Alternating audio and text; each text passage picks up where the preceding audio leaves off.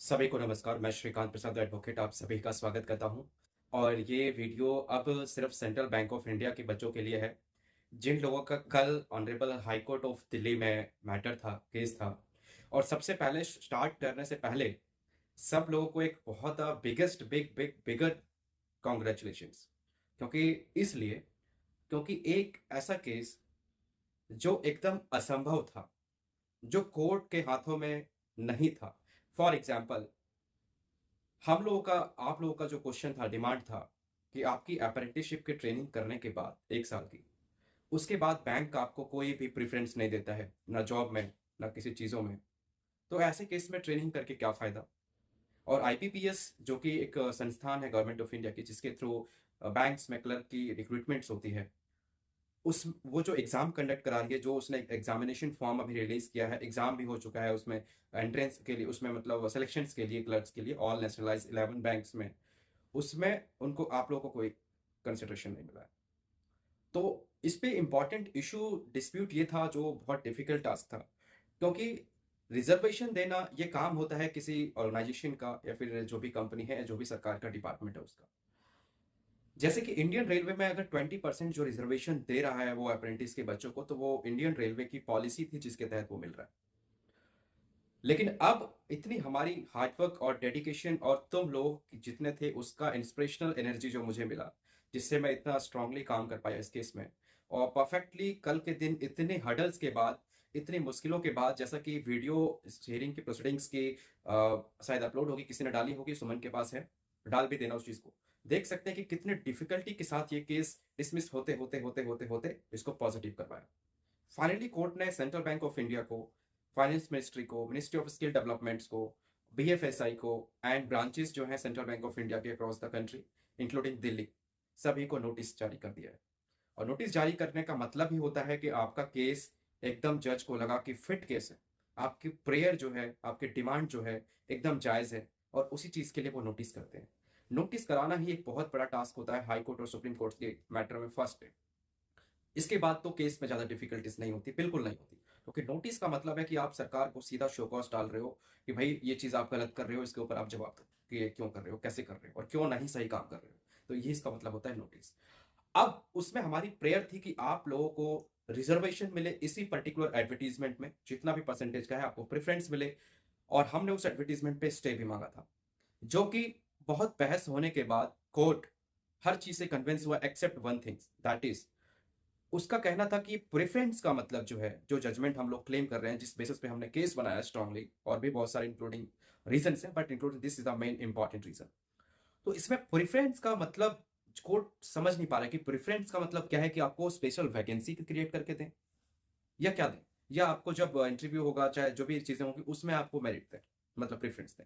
हमने कहा कि हमें वैकेंसीज का मतलब है, प्रेफरेंस का मतलब वैकेंसी है। इसी वजह से इंडियन रेलवे ने भी प्रेफरेंस का मतलब वैकेंसी को क्रिएट करके और दिया। और यही चीज हमारी आर्गुमेंट सुप्रीम कोर्ट के जजमेंट में है कि अप्रेंटिस क्यों कराया जाता है, क्या पर्पज है, अप्रेंटिस करने के बाद एम्प्लॉयर्स की क्या ड्यूटी होती है, क्या लाइबिलिटी होती है, किस हद तक होती है, ये सब हमने कल बहस किया।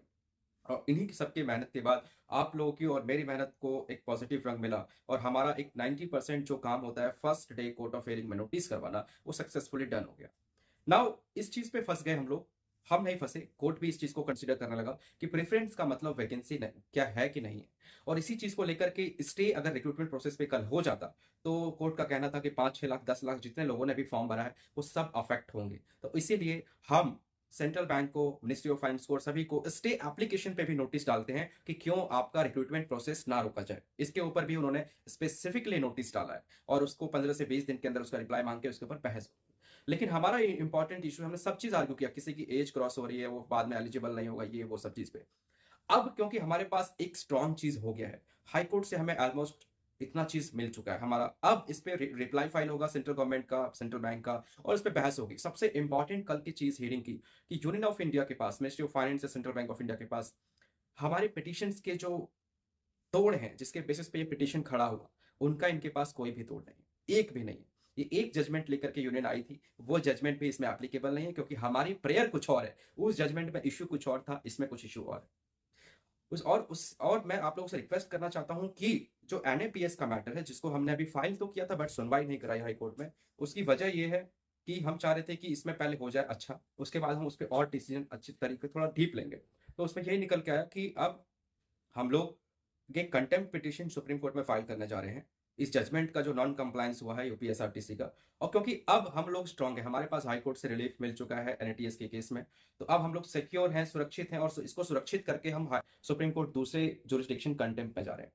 कंटेम्प्ट में कोशिश पूरी रहेगी कि सुप्रीम कोर्ट, क्योंकि सुप्रीम कोर्ट के पास वेल विद इन पावर है बहुत ज्यादा, वो लोग इस चीज को हम दिखा करके कन्विंस करके उस पर मुझे लगता है कि हम एडवर्टीजमेंट के फर्दर प्रोसेस पे स्टे ले सकते हैं इमीडिएटली, बिना सेंट्रल बैंक और बिना गवर्नमेंट को सुने। हाई कोर्ट में तो डाउट आ गया प्रेफरेंस वर्ड का, जिस वजह से हाई कोर्ट में बोला कि नहीं, अब हम उनको सुनेंगे, उसके बाद ही इस पे हम डिसीजन लेंगे कि प्रोसेस को स्टे करना है कि नहीं करना है।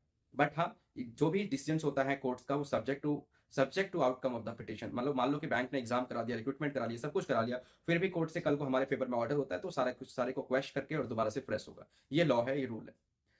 अब लेकिन हम लोग चाह रहे हैं कि एनएपीएस में हम लोग सुप्रीम कोर्ट जाएं, तो सुप्रीम कोर्ट जा रहे हैं, और उसमें अगर वहां से सुप्रीम कोर्ट से हो जाता है, तो हाई कोर्ट वाला जो प्लस है 90% जहां पे मिला हुआ है, ये तुरंत इमीडिएट वहां पे ट्रांसफर हो जाएगा, वहां पे क्लब होकर सारा हो जाएगा। अदरवाइज हाई कोर्ट में तो चल ही रहा है, और सुप्रीम कोर्ट में 5% अगर बोलता है कि नहीं हाई कोर्ट में आपका हो गया है तो सारा कुछ वहीं पे जाइए, तो हम दोबारा से हाई कोर्ट आ जाएंगे, इसमें कोई प्रॉब्लम नहीं। बाकी ये मेरा काम है कैसे करना है, क्या करना है। मैं जो कुछ बच्चों का डाउट है कि सर कई सालों तक केस चलेंगे, दिस चलेंगे, दैट चलेंगे, मैं बताना चाहता हूँ, कल के ऑर्डर में भी लिखा है list for final hearing on December में फाइनल हियरिंग होगी हाई कोर्ट वाले मैटर्स की। बट मैक्सिमम टू मैक्सिमम 6 महीने का टाइम मैं लूंगा, 6 से 7 महीने का। इसमें मुझे पूरी उम्मीद है कि तुम्हारा केस फाइनल हो जाएगा। ये कोई डिस्ट्रिक्ट कोर्ट और दूसरे वहां पे नहीं है जहाँ पे काउंसिल स्टेट्स पे डेट लेते हैं, एडजर्नमेंट्स लेते हैं। हाँ, ये रेपुटेड कॉन्स्टिट्यूशनल कोर्ट्स है, बहुत लार्जर नंबर अफेक्टेड हो सकते हैं। रिक्रूटमेंट प्रोसेस एक बार स्टे हो जाएगा तो government, central bank of India, वो सब परेशान होंगे फटाफट को केस को सुनवाई कराने के लिए और डिस्पोज ऑफ कराने के लिए। तो वही चीज करना है, कंटेम्प्ट डालना है, उसके लिए सुमन से बात करें और जो भी रिक्वायरमेंट है उसके लिए चाहिए। और इसी के साथ, ये सब चीज़ों के साथ मैं क्लियर कर दिया कि कल आप लोगों के लिए एक बहुत बड़ा बहुत दिन था, और मेरे लिए खुद, क्योंकि इतना बड़ा इम्पॉसिबल टास्क होना, तुम खुद वीडियो में देखोगे कि कितना डिफिकल्ट था इस केस में ये सब चीज़ कराना, उसको एक्सेप्ट करवाना। केस ही एक्सेप्ट नहीं होता है फर्स्ट हियरिंग में, और वो हमारा हो गया सक्सेसफुली इतनी हार्ड वर्क और तुम्हारी सभी चीज़ों की वजह से। तो अब इसके रुझान भी आने शुरू हो गए हैं, और इसी के साथ सब लोग खुश रहें, और कोई चिंता की बात नहीं है, आई एम ऑलवेज देयर। तुरंत सारे अप्रोप्रिएट एक्शंस लिए जाएंगे। अभी सबसे पहला टारगेट, हमारा सेकंड टारगेट है वो सुप्रीम कोर्ट के लिए है, एनएपीएस के लिए। एनएपीएस एनएटीएस दोनों सेम चीज़ है, किसी में कोई कंफ्यूजन नहीं होना है, सेम ही चीज़ है, तो इसके लेकर के कोई ज़्यादा चिंता ना करें। इसके साथ धन्यवाद करता हूँ, और सब लोग अपना नॉर्मल रहें, और किसी की बात को ना सुने, किसी के डिमोटिवेशन, किसी की चीज बातों से ना हो, क्योंकि तुम्हारा इतना स्ट्रांग चीज हो गया है। जब कल इतने एफर्ट्स के बावजूद, इतने कोशिशों के बावजूद पूरा सोर्स लगा दिया सेंट्रल बैंक ने और मिनिस्ट्री ऑफ फाइनेंस ने और सेंट्रल गवर्नमेंट ने,